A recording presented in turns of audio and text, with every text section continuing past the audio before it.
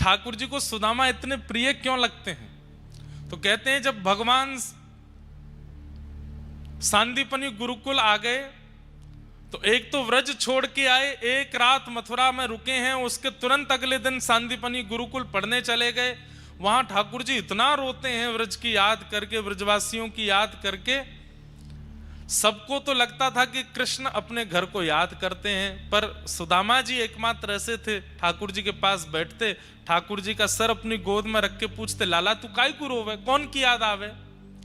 तो ठाकुर जी कहते, मुकु यशोदा मैया की याद आवे, मुकु श्री दामा तनसुखा मनसुखा की याद आवे, मुकु गैयान की याद आवे, मुकु नंद बाबा की याद आवे। तो सबकी याद ठाकुर जी को आती। तो सुदामा जी पूछते, नंद बाबा कहा करें, कैसे कपड़ा पहने, यशोदा मैया कहा करें, कैसे कपड़ा पहने। सबकी दिनचर्या और सबके व्यवहार स्वभाव को सुदामा जी ठाकुर जी से पूछ लेते हैं। और फिर किसी दिन यशोदा मैया की तरह साड़ी पहन करके श्री सुदामा जी आ जाते हैं, और जैसे यशोदा मैया ठाकुर जी को बुलाती हैं लाला, वैसे स्वर में ठाकुर जी को कहती हैं लाला।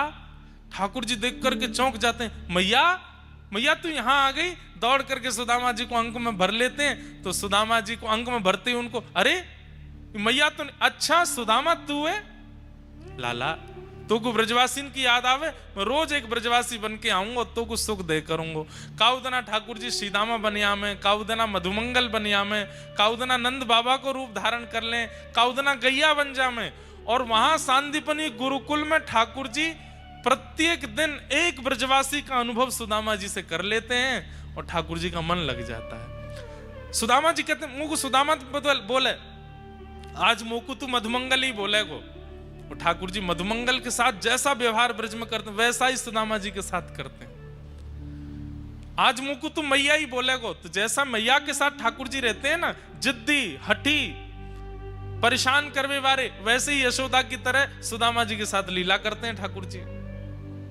इसलिए सुदामा जी ठाकुर जी को प्राणों से भी प्रिय हैं।